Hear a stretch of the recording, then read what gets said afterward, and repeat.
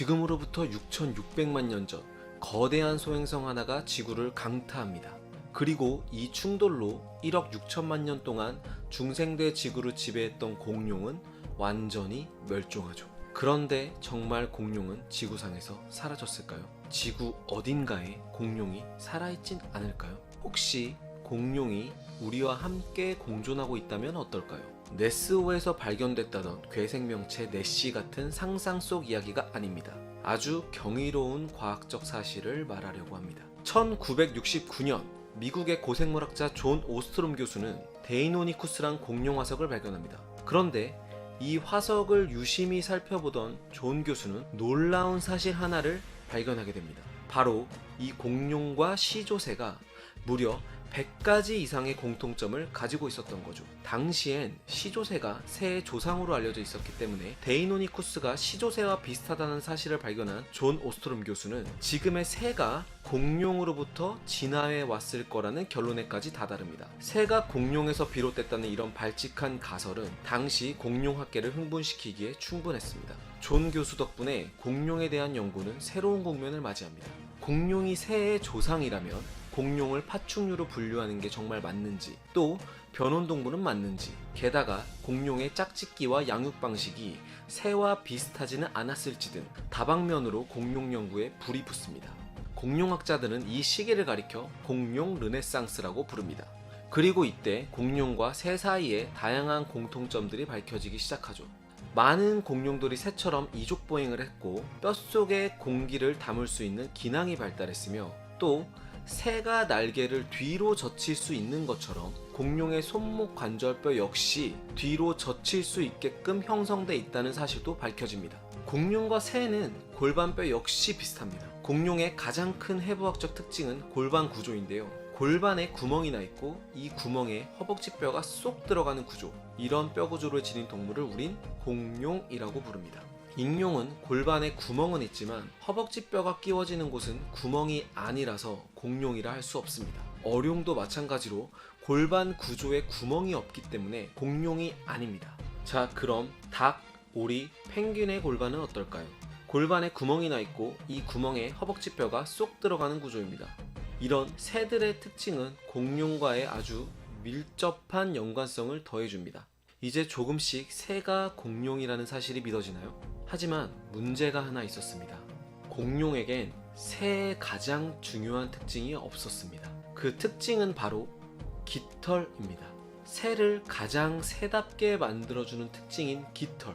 이 깃털이 공룡에겐 없었던 거죠. 공룡에게 깃털이 없다면 공룡과 새가 서로 진화적으로 긴밀하게 연관되어 있다고 볼 수 있을까요? 공룡에게 깃털이 없다는 사실 때문에 많은 과학자들이 고민에 빠질 무렵 1996년 중국 동북부 랴오닝성에서 놀라운 소식 하나가 들려옵니다. 바로 깃털 달린 공룡 화석이 발견됐다는 것. 녀석의 이름은 시노사우롭테릭스. 화석을 자세히 보면 머리를 시작으로 목과 등줄기 그리고 꼬리까지 이어지는 원시적인 깃털이 보입니다. 그리고 시노사우롭테릭스를 시작으로 인근 지역에서 프로트아르케옵테릭스, 에피덱시프테릭스, 시노르니토사우루스, 베이피아오사우루스, 코오디테릭스 등 수백 개의 깃털 공룡 화석이 쏟아져 나오죠. 최근에는 앞서 나온 소형 육식공룡뿐만 아니라 큰 초식공룡 화석에서도 깃털이 발견되면서 깃털은 돌연변이 형질이 아니며 공룡이 지닌 일반적인 특징이었던 사실로 밝혀지게 됩니다. 그렇다면 공룡에겐 깃털이 왜 필요했을까요? 많은 과학자들은 공룡의 초기 깃털은 나는 용도가 아니라 체온 보호나 짝을 유혹하기 위한 수단이었을 거라고 추측합니다. 지금의 새들이 화려한 깃털로 암컷을 유혹하는 것처럼 말이죠. 그리고 작은 육식공룡 중 일부가 날 수 있는 비대칭 깃털을 갖게 됐고, 이들이 6,600만 년 전에 대멸종에서 살아남아 지금의 새가 됐다는 겁니다. 즉, 공룡은 현재도 살아있으며 우리는 그들을 새라고 부를 뿐이죠. 도시의 애물단지 닭둘기도 공룡이며 여러분이 어제 먹은 치킨도 공룡인 셈입니다. 그럼 우리는 수많은 공룡들 중 새를 어디쯤에 포함시킬 수 있을까요? 먼저 공룡은 크게 조반목과 용반목으로 나뉩니다. 조반목은 초식 공룡이 대부분이며 대표적으로 조각류, 강룡류, 후두류, 검룡류, 공룡류로 나뉠 수 있고 대표적으로 스테고사우루스와 파키케팔로사우루스가 있습니다. 용반목은 다시 용각류와 수각류로 나뉘는데 대표적인 용각류로는 브라키오사우루스가 있고 대표적인 수각류로는 그 이름도 유명한 티라노사우루스와 벨로키랍토르가 있죠. 지금까지 밝혀진 사실들을 종합해보면 바로 이 수각류에 새를 넣어도 전혀 이상할 게 없다는 거죠.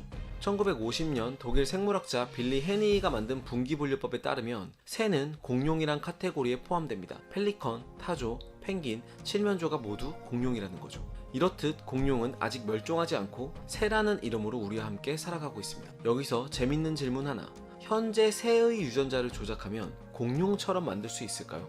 2006년 미국 위스콘신 대학교 생물학자 매슈 해리스는 가장 친근한 새인 닭을 이용해 한 가지 실험을 합니다. 닭의 유전자를 자세히 연구한 그는 닭에게 이빨을 만들어내는 유전자가 있음을 알아냈는데 이는 새가 진화하는 과정에서 작동이 정지된 유전자였죠. 해리스 박사는 이 유전자를 다시 활성화시키는 실험을 했는데 그 결과 알 속의 병아리한테 원뿔형의 이빨들이 생겨나더라는 겁니다. 마치 조그마한 육식공룡처럼요. 여기서 더 나아가 2009년 미국 몬태나 대학교의 존 호너 교수는 해리스의 연구 결과를 토대로 닭을 이용해 거꾸로 공룡을 만들려는 연구까지 계획합니다. 오늘날 살아있는 모든 새의 몸에는 이들의 조상인 공룡으로부터 물려받은 유전 정보들이 들어있기 때문에 유전자 조작을 통해 닭으로부터 공룡의 특징을 만들겠다는 거죠. 일명 치키노사우루스 프로젝트로 불렸던 이 연구 계획은 아직 성과는 없지만 현재 진행형입니다. 그런데 이런 프로젝트가 의미가 있을까요? 지금도 우리 주변 곳곳에서는 공룡들이 아름답게 쥐적이며 노래를 들려주기도 하고 때로는 제 한몸 희생에 맛있는 안주가 되어주기도 합니다. 자, 오늘은 치맥 대신 공룡의 맥주 한잔 어떠십니까? 지금까지 여러분께 과학의 재미를 드리는 과학 드림이었습니다. 이 영상이 마음에 드셨다면 좋아요와 구독을 꼭 눌러주세요. 우리 인간만이 지닌 특별함은 뭘까요? 두 발로 걷고 도구를 쓰고 사회성을 바탕으로 고도화된 문명을 이루며 산다. 모두 맞는 말이지만 진정한 인간다움을 논할 때 지능은 결코 빼놓을 수 없는 요소입니다. 그리고 지능의 중심엔 뇌가 있죠. 도대체 인간의 뇌는 다른 동물들과 어떻게 다른 걸까요? 그리고 인류의 진화사에 있어 무엇이 우리의 뇌를 이렇게 폭발적으로 성장시킨 걸까요? 오늘은 뇌의 진화에 대한 이야기입니다.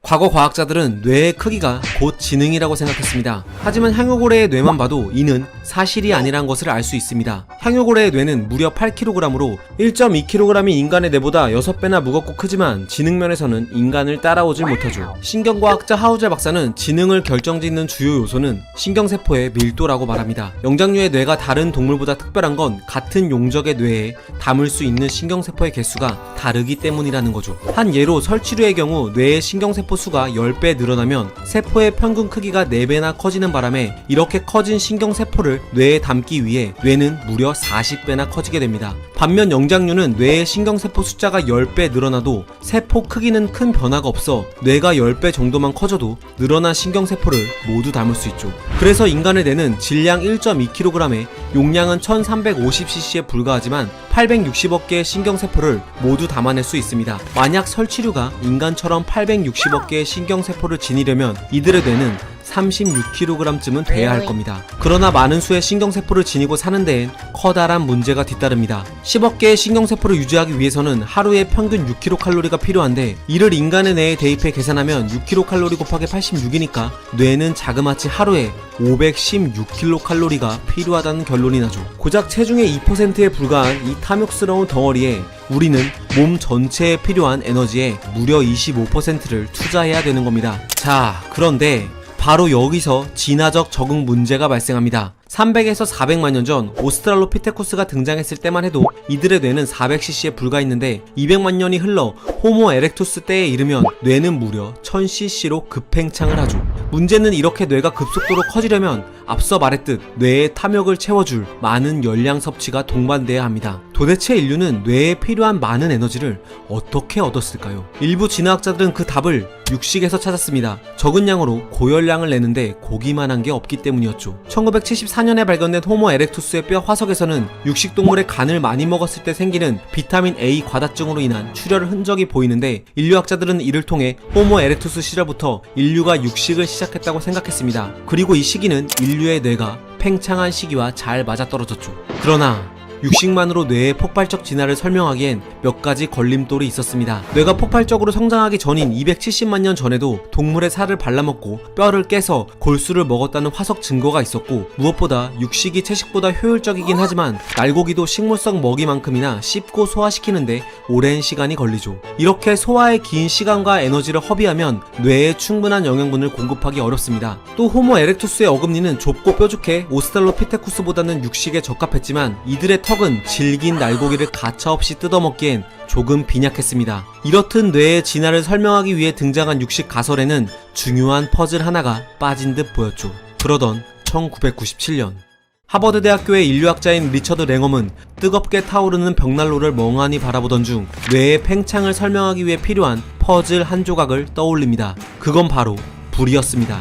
고기를 불에 익혀 먹으면 연해져서 씹기도 좋고 소화시키기도 편하지 않을까? 어쩌면 인류의 뇌는 음식을 불에 익혀 먹으면서 폭발적으로 커진 게 아닐까? 라는 생각들이 그의 뇌리를 스쳤죠. 그리고 그는 증거들을 모아 1999년 이른바 요리 가설을 발표합니다. 거칠고 섬유질이 많은 과일이나 식물의 뿌리를 그대로 먹으면 씹는데 엄청난 시간과 에너지가 들어 뇌에 많은 양의 에너지를 효율적으로 공급할 수 없지만 이것들을 불에 익혀 먹으면 상황은 역전된다는 내용이었죠. 실제로 음식물을 가열시키면 음식물이 연해져 씹는데 드는 시간과 에너지가 획기적으로 줄고 덕분에 뇌에 필요한 에너지를 빠르게 충당할 수 있는데요. 이 그래프에서 보듯 익힌 음식의 소화 흡수율은 날 것보다 월등히 뛰어납니다. 또 기초대사량이 1800kcal인 성인 침팬지는 하루 중 6시간을 씹는 데만 보내고 75kg쯤 나가는 오랑우탄은 하루에 무려 8시간을 먹이를 씹는 데만 쓰는데, 이렇게 씹고 또 씹어서 유지할 수 있는 뇌의 신경세포의 수는 최대 300억 개에 불과하죠.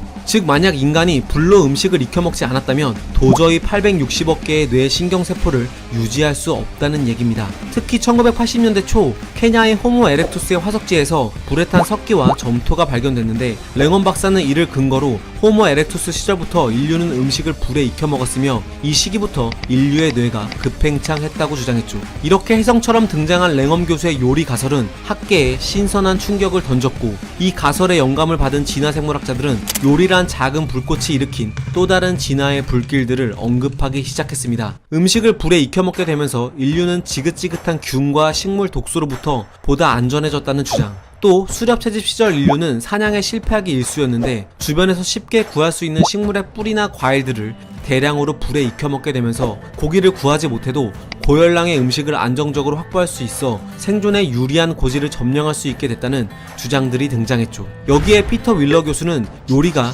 인류의 완전한 직립보행을 가져다 줬다고 덧붙였습니다. 오스트랄로피테쿠스 때만 하더라도 소화기관이 커서 배가 불룩 나온 채 앞으로 허리를 숙여 엉거주춤 걸었지만 호모 에렉투스 때부턴 요리로 인해 음식을 빠르게 소화시킬 수 있게 되면서 인류의 소화기관들은 대폭 작아졌고, 그 덕에 이를 받치는 골반도 점차 좁아지고 허리도 가늘어지면서 지금처럼 허리를 고추 세워 걷게 됐다는 거였죠. 물론 이 요리 가설은 호모 에렉투스가 불로 요리를 했다는 확실한 화석 증거가 없는 탓에 지금도 여전히 많은 반대에 부딪힙니다. 또 요리가 먼저가 아니라 집단을 이뤄 살며 뇌가 커진 게 먼저라는 시각도 있습니다. 뇌가 커진 뒤에야 인류는 불을 다루고 요리를 시작했으며 이를 통해 큰 뇌를 유지했다는 건데요. 하지만 무엇이 먼저인가를 떠나 한 가지 분명한 사실은 인류는 요리 없이 결코 지금의 탐욕스러운 뇌를 유지할 수 없다는 겁니다. 인류학자 칼턴 쿠는 이렇게 말했습니다. 우리를 인간적인 존재로 도약할 수 있도록 만든 결정적 요인은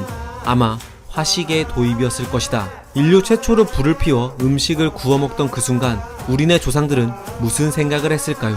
흔하디 흔한 먹거리와 요리에 인류를 도약시킨 진화사의 한 페이지가 존재한다는 사실이 정말 놀랍지 않나요?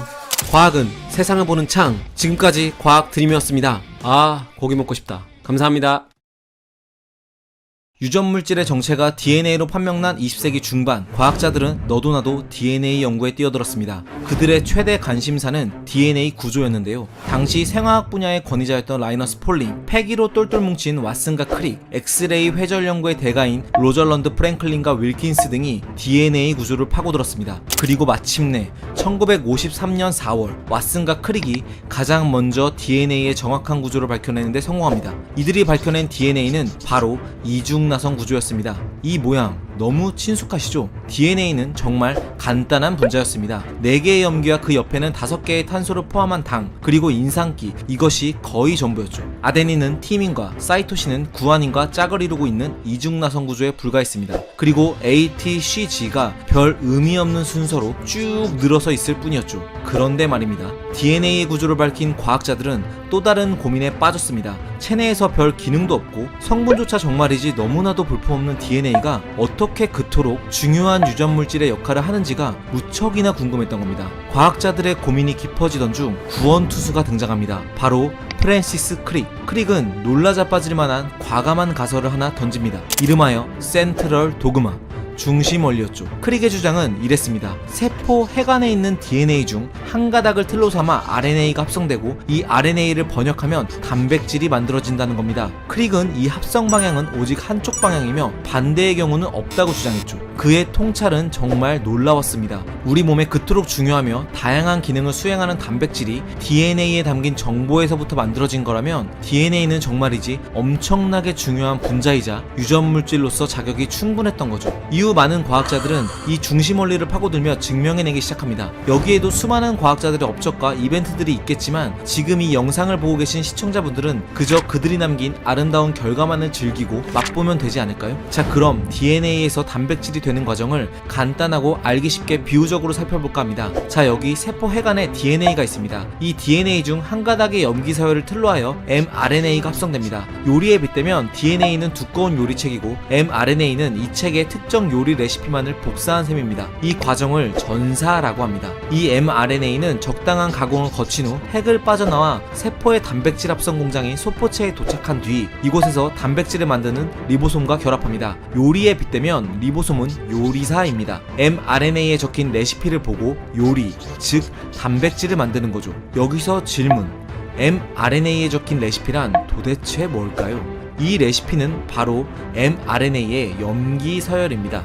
DNA의 염기 서열을 바탕으로 전사된 서열이죠. mRNA가 지닌 염기 서열은 3개가 짝을 이뤄 하나의 아미노산을 지정하는데요. 이 서열 순서에 따라 지정하는 아미노산의 종류가 달라집니다. 과학적 용어로는 이를 트리플렛 코드라고 하는데 쉽게 말해 염기 서열이 이러면 이 아미노산, 서열이 이러면 요 아미노산을 지정한다고 생각하면 됩니다. 그리고 아미노산의 서열은 단백질의 기능과 직결됩니다. 대표적인 예로 적혈구의 헤모글로빈이라는 단백질은 반드시 이런 아미노산 서열로 이루어져 있어야 하죠. 여기서 서열이 조금이라도 바뀌면 전혀 다른 기능을 가진 단백질이 됩니다. 다시 본론으로 돌아와서 이렇게 mRNA가 리보솜과 결합하고 나면 단백질을 만드는 재료들, 즉 단백질을 이루는 기본 분자인 아미노산이 필요하겠죠. 빵 셔틀, 아니 아미노산 셔틀은 tRNA가 담당합니다. tRNA는 아미노산을 하나씩 리보솜에게 가져다주면 리보솜은 mRNA에 적힌 염기 서열을 바탕으로 차례차례 아미노산을 이어붙여 폴리펩타이드 사슬을 만들고 이 사슬은 분자의 정기적 성질에 의해 접히고 말리는 등 구조적 변형이 일어나면서 기능과 모양을 갖춘 진정한 단백질이 됩니다.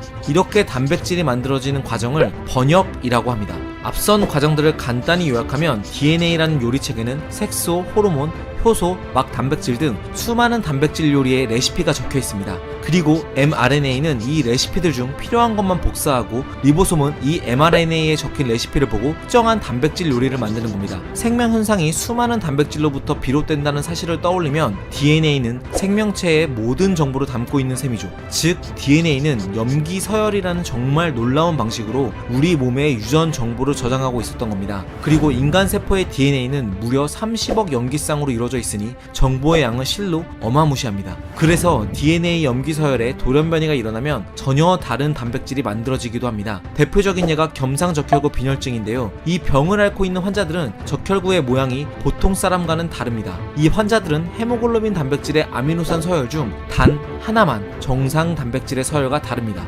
6번째 아미노산이 글루탐산이 아닌 발린으로 되어 있죠. 이 아미노산 하나의 차이가 적혈구의 변형을 가져왔고 빈혈을 일으킨 겁니다. DNA 염기 서열의 중요성을 여실히 보여주는 사례죠. 특히 이 중심원리 덕분에 분자 생물학이 태동하게 되고 세포 생물학, 유전학 등이 급속도로 발전해 현재에 이르게 됐습니다. 또 생물학 여러 분과들의 실험에 큰 영향을 끼쳤죠. 단백질을 분석해 거꾸로 이를 지시하는 DNA의 서열을 알아내는가 하면 DNA의 특정 염기 서열을 망가뜨려 해당 서열이 지시하는 단백질의 기능을 연구하기도 합니다. 지금도 이 영상을 시청하고 계시는 여러분들의 세포 속에선 DNA란 요리책을 바탕으로 정말이지 엄청나게 많은 단백질 요리들이 만들어지고 있습니다. 물론 이 중심 원리만으로 설명할 수 없는 현상도 더러 존재합니다. 이를테면 RNA를 바탕으로 DNA를 만드는 역전사 바이러스, 또 DNA나 RNA 없이 형질을 전환시키는 단백질인 프리온 등이 있죠. 하지만 이는 어디까지나 예외일 뿐 현재 분자 생물학은 이 중심 원리를 바탕으로 발전하고 있습니다. DNA, 익숙한 듯 익숙하지 않은 단어였나요? 이 영상을 통해 여러분이 조금이나마 DNA에 친숙해졌다면 참 뿌듯할 것 같습니다. 지금까지 과학 드림이었습니다. 감사합니다. 우와 닮았다. 우와 닮았다. 우와 닮았다. 우와 닮. 응? 모든 생물은 번식하고 자식 세대는 놀라우리만큼 부모 세대와 닮았습니다. 우리는 이를 유전이라고 부르죠. 옛날 사람들은 유전 현상이 뭐 때문에 일어난다고 생각했을까요? 정자 속에 사람이, 또 사람의 정자 속에 더 작은 사람이 들어있다고 생각하기도 했고, 또 엄마와 아빠의 물질이 물감처럼 섞여 자식에게 전달된다고 생각하기도 했습니다. 어쨌든 공통적인 건 옛날 사람들도 현 세대에서 다음 세대로 전달되는 어떤 물질, 즉 유전되는 특정한 무엇이 있다고 생각했다는 사실입니다. 바로 유전자란 개념이었죠. 그리고 21세기를 사는 지금 우리는 유전자가 무엇인지 너무나도 잘 알고 있습니다. 바로 DNA입니다. 그런데 우리는 이렇게나 친숙한 DNA에 대해 얼마나 알고 있을까요? 우리가 교과서에서 수도 없이 봐왔던 DNA는 유전물질이다 라는 문장은 어떤 과정들을 거쳐서 나온 것일까요? 그 옛날 과학자들은 눈에 보이지도 않는 DNA가 세대를 건너 전달된다는 사실을 어떻게 알았을까요? 그리고 그들은 우리 몸 안에 있는 수많은 물질들 중 왜 하필 DNA를 유전물질로 지목했던 걸까요? 오늘 영상은 유전물질의 실체를 찾아가는 과학의 여정입니다. 자, 그럼 지금 출발합니다. 진화론을 제시한 다윈조차도 유전 현상에 대해서는 엉뚱한 주장을 했습니다. 그는 신체 각 부분의 세포에는 계묗이라는 물질이 있고, 이 물질이 혈관을 통해 생식세포에 모이고 이 생식세포가 자손에게 전달된다고 생각했습니다. 무엇보다 다윈 역시 유전물질이 물감처럼 섞여 전달된다는 혼합 유전설을 믿고 있었습니다. 이처럼 19세기 초까지만 해도 유전에 대한 개념은 매우 흐릿했습니다. 하지만 이 무렵 완두콩의 남자 멘델의 등장으로 유전 현상을 바라보는 관점은 새로운 전환을 맞이하게 됩니다. 멘델은 완두콩 실험을 통해 부모에게서 자손에게로 어떤 입자 같은 것이 전달된다는 것을 확신하게 되죠. 그리고 이 입자가 유전물질이며 각기 다른 입자들이 각기 다른 형질들을 결정짓는다고 생각했습니다. 또 하나의 형질에 대해서 입자 간에는 우열이 있고 자손 세대로 전달이 될 때는 서로 분리가 되며 서로 다른 형질의 입자끼리는 독립적으로 작용한다고 생각했죠. 맞습니다. 우리가 중학교 때 그토록 외워댔던 우열의 법칙, 분리의 법칙, 독립의 법칙입니다. 이 그림 익숙하시죠? 3대1, 9대3대 3대1의 비율. 이런 정수비들은 유전물질이 입자라고 가정했을 때 잘 들어맞는 결과값들이었죠. 그렇습니다. 멘델은 유전물질에 대한 추상적인 관념을 입자라는 아주 구체적인 개념으로 탈바꿈시켰던 겁니다. 하지만 멘델은 이 입자들이 뭔지 잘 알지 못했습니다. 그렇게 시간은 흘러 현미경의 발전과 함께 생명을 다루는 관찰 범위가 확대되면서 1866년 진화생물학자였던 아우구스트 바이스만은 정자와 난자 같은 생식세포의 수정을 통해서만 부모 세대의 형질들이 자식 세대로 유전된다는 것을 발견합니다. 또 바이스만은 세포 안에는 생식질이라는 물질이 들어있고 암수 생식세포가 만나 한 개의 수정란이 될 때 생식질도 서로 합쳐져 유전이 일어난다고 생각했습니다. 그리고 바이스만은 생식질을 이루는 구성 단위를 유전소라고 불렀습니다. 여기서 중요한 점은 바이스만은 유전을 일으키는 입자가 세포 안에 있다고 생각했다는 사실입니다. 이어 1902년 서튼은 세포가 분열할 때 핵 속의 염색체가 정확히 반으로 나뉘는 현상을 관찰하고는 유전물질이 세포 핵 내에 염색체에 있다는 염색체설을 주장합니다. 뒤이어 등장한 초파리의 남자 토머스 모건은 1910년 초파리 수컷의 흰눈 돌연변이 실험을 통해 유전물질이 세포 핵 속에 있는 염색체에 있다는 사실을 거의 증명합니다. 야야, 내가 봤어. 초파리의 눈을 하얗게 만드는 유전 입자는 성염색체 X에 있는 게 확실하다니까. 이렇게 유전 물질을 바라보는 인식은 적당히 섞이는 물감 같은 것에서 특정한 입자로 변했고, 이후 이 특정한 입자는 세포 안에 들어있을 것이라는 추측으로 이어졌으며, 다시 그 입자는 세포 핵 속 염색체 속에 존재할 것이라는 가설이 등장하며 유전 물질에 대한 개념은 더욱 구체화되어 갔습니다. 상황이 이렇게 흘러가자 생물학자들의 머릿속에선 새로운 생각들이 꿈틀거리기 시작했습니다. 유전 물질이 세포 속에 들어있다면 도대체 그 물질은 무엇일까? 라는 질문이었죠. 생물학자들은 총 4가지 물질을 후보에 올립니다. 첫 번째는 지질, 두 번째는 단백질, 세 번째는 탄수화물, 마지막은 핵산이었습니다. 이들은 모두 탄소가 주성분이며 체내에서 다양한 기능을 수행했습니다. 지질은 세포막을 이루는 주성분이자 놀라운 에너지원이었고, 스테로이드라는 호르몬의 주성분이기도 했습니다. 단백질과 탄수화물은 우리 몸의 주요 에너지원으로서 그 가치가 높았습니다. 사실 많은 과학자들은 지질이나 탄수화물보다는 단백질에 주목했습니다. 몸에서 차지하는 양도 양이거니와 단백질은 생명활동의 거의 모든 부분을 담당했기 때문입니다. 체내의 화학반응 속도를 조절하고 신호를 전달하는가 하면 수송, 방어, 저장에 이르기까지 단백질은 우리 몸에 안 쓰이는 곳이 없었죠. 마치 물질계의 엄친아 수준이었던 셈입니다. 반면 핵산, 즉 DNA는 과학자들 사이에서는 거의 득보 수준이었고 유전물질이라 하기엔 초라했습니다. 인산기라는 화학그룹, 데옥시리보스라고 불리는 탄소 5개의 당, 질소를 포함한 염기 4종류, 아데닌, 티민, 사이토신, 구아닌, 이게 다였거든요.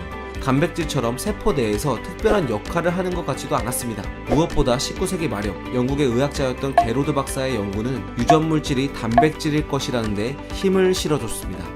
게로드 박사는 시커먼 오줌을 싸는 알카톤뇨증에 걸린 사람들을 연구하던 중 이 병이 특정 효소의 결핍과 관련돼 있다는 사실을 발견합니다. 그리고 이 질병이 유전되는 것으로 보아 효소가 유전물질과 매우 긴밀하게 연관돼 있다고 생각했죠. 효소가 유전된다니.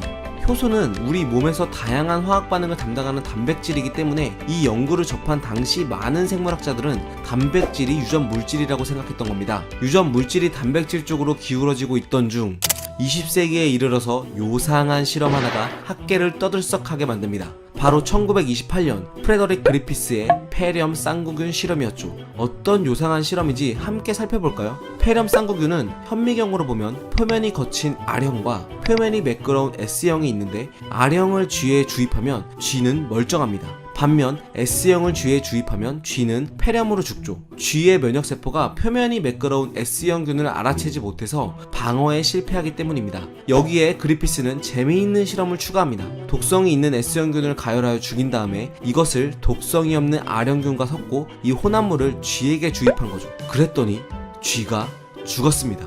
여러분, 이상하지 않나요? 열을 가해 죽인 S형, 그리고 독성이 없는 R형, 이 둘은 섞어봤자 무해한데 쥐가 죽은 겁니다. 그리피스는 너무 신기해서 죽은 쥐에서 균을 추출해서 확인합니다. 그랬더니 추출된 균은 살아있는 S형이었습니다. 완벽한 유전적 전환, 즉 형질이 전환된 거였죠. 도대체 어떻게 된 걸까요? 그리피스의 결론은 이랬습니다. 죽은 S형균에서 어떤 물질이 R형으로 건너갔고 이 물질이 R형을 S형으로 바꾼 거야 라고 말이죠. 이어 그는 이 물질이 바로 유전 물질이라고 생각했습니다. 그리고 다른 한편에서는 이 물질의 정체를 무척이나 궁금해했던 한 사람이 있었습니다. 바로 미국의 세균학자 오즈월드 에이버리였죠. 그는 그리피스의 실험을 조금 변형해 진행합니다. 유전자 후보로 거론되던 물질들, 탄수화물, 지질, 단백질, 핵산 분자 등을 하나씩 제거하면서 그리피스의 실험을 반복했던 겁니다. 용의자를 하나씩 열애시키는 방식이었습니다. 대부분 물질들의 경우 그리피스의 실험처럼 S형으로 제대로 형질 전환이 됐습니다. 그러나 딱 한 가지 물질을 제거했을 때는 형질 전환에 실패했습니다. 그것은 바로 핵산, 즉 DNA였죠. 에이버리는 이 실험을 통해 DNA가 유전물질이라고 직감합니다. 그런데 말입니다. 당시 학계에서는 에이버리의 주장을 무시했습니다. 20세기 초까지만 해도 단백질이 유전물질이라는 주장이 너무 강력했기 때문이었죠. 하지만 당시 과학자들이 발견한 몇 가지 현상들을 보면 굳이 DNA가 유전물질이 아닐 이유도 없었습니다. 한 개체를 이루는 체세포의 종류는 너무나 다양한데 유독 DNA 양만은 똑같았고 감수 분열을 한 생식세포의 DNA의 양은 체세포 DNA의 양의 절반이었죠. 그래서 당시 많은 과학자들은 유전물질이 DNA냐 단백질이냐 사이에서 갈팡질팡합니다. 그러던 중 1952년 DNA가 유전물질이라고 못박는 빼바켄트 실험이 등장합니다. 엘프리드 허쉬와 그의 조교였던 마사 체이스가 박테리오 파지란 바이러스를 이용해 DNA가 유전물질임을 증명한 거였죠. 바이러스가 세균을 감염시킬 때 세균 체내로 투입시키는 물질이 단백질이 아닌 DNA란 사실을 발견한 겁니다. 이렇게 치열한 논쟁과 연구 끝에 DNA는 유전물질이란 지위를 얻게 됐습니다. 상황이 여기까지 치닫자 과학계는 방향을 바꿔 DNA를 파고들기 시작했습니다. 그러나 파도 DNA는 정말이지 너무나도 별게 없었습니다. 인과 당이 붙어있는 염기 4개의 무작위적 배열만 이어져 있을 뿐이었죠. 여러분이 생각해도 좀 이상하지 않나요? 이렇게 단순한 DNA가 어떻게 생명의 정보를 담아서 세대를 거듭해 이어지는 유전물질이 될 수 있는 걸까요? 하지만 우리는 교과서나 각종 기사에서 유전물질인 DNA의 중요성을 아주 귀에 못이 박히도록 들어왔습니다. 그렇다면 이토록 보잘것없는 DNA는 어떻게 생명의 정보를 담고 전달하고 있는 걸까요? 그 내용이 궁금하다면 유전학 여행기 2탄을 기대해주세요. 이번 영상이 유익하고 재밌었다면 구독과 좋아요 그리고 알림 설정까지 눌러주세요. 영상을 끝까지 시청해주셔서 정말 감사합니다. 이전 영상 중 기생충의 과학을 보신 분들은 잘 아시겠지만 자연에서 숙주의 행동을 조종하는 기생생물들은 이렇게나 많습니다. 그런데 곰팡이마저 숙주를 조종하고 번식을 위해 교묘한 책략을 지녔다면 어떨까요?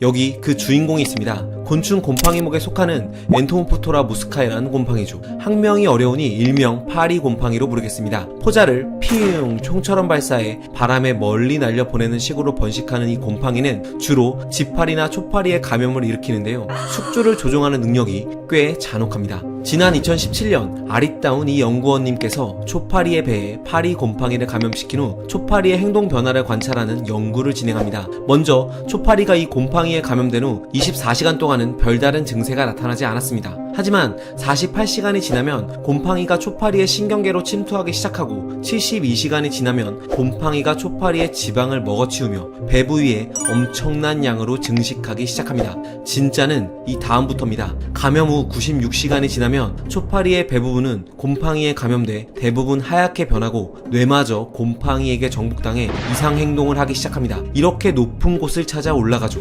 그리고 높이 올라왔다 싶으면 이렇게 주둥이가 점차 길어지다가 표면에 닿으면 입 주변에서 끈적끈적한 액체를 내뿜어 이렇게 몸뚱이를 고정시킵니다. 해당 실험에서 관찰된 것처럼 주둥이가 한번 고정되면 초파리는 옴짝달싹 못하죠. 엘리아 연구원은 이 액체에도 파리곰팡이가 분비한 물질이 포함되어 있을 가능성이 높다고 말했습니다. 아무튼 이렇게 몸뚱이를 고정시키고 나면 날개를 천천히 10분 동안 위로 들어 올리기 시작합니다. 그리고 날개가 활짝 들리고 나면 초파리는 날개를 든 채 죽음을 맞이하죠. 이 역시 곰팡이의 빅피처인데요. 대체 곰팡이는 왜 파리가 날개를 활짝 들어 올리도록 만든 걸까요? 그 이유는 곰팡이의 수월한 번식을 위해서입니다. 죽은 초파리의 배에서는 곰팡이가 이렇게 천천히 흘러나오기 시작하는데요. 이 곰팡이는 수많은 돌기들로 돼 있고 이렇게 초파리의 배를 뚫고 흘러나오다가 종 모양의 수많은 포자들이 톡톡 터지면서 발사되죠. 마치 총알처럼 빵 하고 터지고 초파리는 이렇게 참담한 죽음을 맞이합니다. 만약 날개를 들어 올리지 않았다면 포자가 날아가는데 방해가 됐을 겁니다. 그리고 높은 곳에 올라간 것도 포자를 멀리까지 보내는데 한몫 거둔 셈이죠. 그리고 이렇게 퍼진 포자들은 또 다른 파리를 감염시켜 생활사를 이어나갑니다. 재밌는 건 이 파리 곰팡이에 감염된 파리는 꼭 해질녘에만 높은 곳으로 올라가서 죽는다는 사실인데요. 이는 파리 곰팡이가 낮은 온도를 더 좋아하기 때문이죠. 그러니까 곰팡이에게 감염된 초파리가 해가 진 후에야 높은 곳으로 올라가고 날개를 들어 올리는 일련의 행동들은 모두 곰팡이 포자가 더욱 멀리 퍼져나가기 위함이었던 겁니다. 이 상황들을 모두 관찰한 엘리아 연구원은 이건 미친 시스템이라고 말했죠. 더욱 놀라운 건 UC 리버사이드 대학교의 뮬렌 박사는 곰팡이에 감염된 채 죽은 암컷과 짝짓기를 하는 수컷 초파리를 관찰하기도 했습니다. 뮬렌 박사는 수컷 초파리가 배가 뚱뚱한 초파리 암컷을 더욱 매력적으로 느끼는 것 같다라고 주장했는데요. 즉 곰팡이의 감염으로 나타난 신체 특징이 수컷을 유혹하고 감염된 암컷과 짝짓기를 마친 수컷은 다시 숙주가 되어 사방팔방 곰팡이를 뿌리고 다니며 곰팡이의 번식에 도움을 준다는 거죠. 이는 번식만을 쫓는 곰팡이에겐 손 안 대고 쿠풍격이 되는 겁니다. 다행히도 이 곰팡이는 사람에게는 전혀 감염을 일으키지 않습니다. 그래서 뮬렌 박사는 이 곰팡이를 가정집의 골칫거리인 초파리의 번식을 막는 용도로 사용하고자 연구했는데요. 아쉽게도 곰팡이의 포자의 수명이 매우 짧고 실험실에서는 잘 자라지 않아서 초파리의 살충제로는 사용할 수 없었다고 합니다. 다만 한 가지 방법으로 이 곰팡이에게 감염된 죽은 초파리 사체를 방이나 농장에 두면 다른 파리들의 번식을 막을 수 있다고 밝혔죠. 물론 이 곰팡이가 의식을 가지고 초파리의 행동을 조종한 건 아닙니다. 자연 선택의 결과 초파리를 이렇게 조종할 수 있는 곰팡이들만 더 잘 번식해 살아남을 수 있었던 거죠. 자연 선택의 힘이 정말 놀랍지 않나요? 과학은 세상을 보는 창. 아, 징그러. 감사합니다.